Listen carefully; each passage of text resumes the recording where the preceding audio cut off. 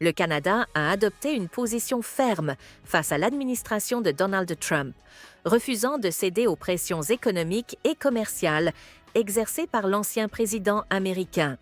Malgré les menaces de sanctions et les fluctuations des tarifs douaniers imposés par Washington, le gouvernement canadien a fait preuve de résilience et de stratégie.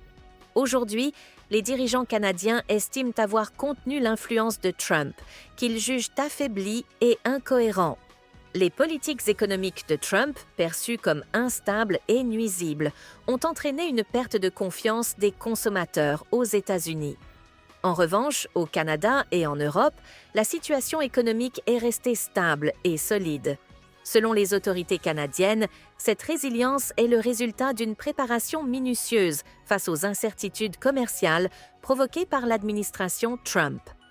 Alors que la Réserve fédérale d'Atlanta prévoit une contraction de 2,828% du PIB américain, le Canada continue d'afficher des signes de croissance économique. Un exemple frappant de l'instabilité américaine réside dans les décisions contradictoires de Trump sur les tarifs douaniers. Après les avoir imposés, il les a levés avant de menacer de les rétablir à plusieurs reprises. Cette gestion chaotique a conduit les dirigeants canadiens à dénoncer la politique commerciale des États-Unis comme étant à la fois absurde et autodestructrice. La ministre canadienne Chrystia Freeland, candidate à la direction du Parti libéral, a vivement critiqué l'administration Trump lors d'une intervention sur CNN, affirmant que ces politiques nuisaient à l'économie américaine tout en renforçant la solidarité et la détermination du Canada. Cette fermeté a également conduit à un mouvement de boycott sans précédent. Plusieurs provinces canadiennes ont retiré l'alcool américain des supermarchés, affectant directement les producteurs du Kentucky et leurs célèbres marques de bourbon, comme Jack Daniel's. Ce boycott ne se limite pas aux produits de consommation. De nombreux Canadiens ont également annulé leur voyage aux États-Unis, ce qui pourrait avoir un impact économique significatif dans les mois à venir. Sur le plan politique, cette opposition frontale au gouvernement Trump profite au Parti libéral canadien, qui gagne du terrain dans les sondages. À l'inverse, le Parti conservateur, dirigé par Pierre Poilievre, surnommé ironiquement Maple MAGA, en référence au slogan de Trump, subit un recul marqué. Les idées ultra-conservatrices inspirées de figures américaines comme Elon Musk et Jordan Peterson séduisent de moins en moins l'opinion publique canadienne.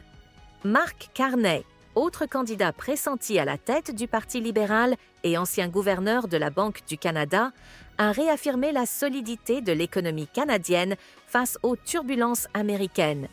Selon lui, le Canada est mieux préparé pour l'avenir grâce à une gestion économique rigoureuse et un peuple uni. Il souligne que si les États-Unis poursuivent leur politique protectionniste et incohérente, le Canada continuera d'intensifier ses relations commerciales ailleurs et d'accroître son influence sur la scène internationale. Le Premier ministre Justin Trudeau a également adopté une position ferme face aux volte-face de Donald Trump, affirmant qu'Ottawa ne lèverait pas ses tarifs de rétorsion tant que les taxes américaines sur les produits canadiens resteraient en vigueur. Cette détermination illustre la volonté du Canada de défendre ses intérêts économiques tout en dénonçant les pratiques jugées injustes et déstabilisantes de l'administration Trump. En somme, alors que l'Amérique traverse une période d'instabilité politique et financière, le Canada s'impose comme un modèle de stabilité économique. Tandis que l'administration Trump vacille sous le poids de ses contradictions, le Canada, fort de son unité et de sa préparation, continue de s'affirmer comme un acteur économique majeur et résilient sur la scène internationale.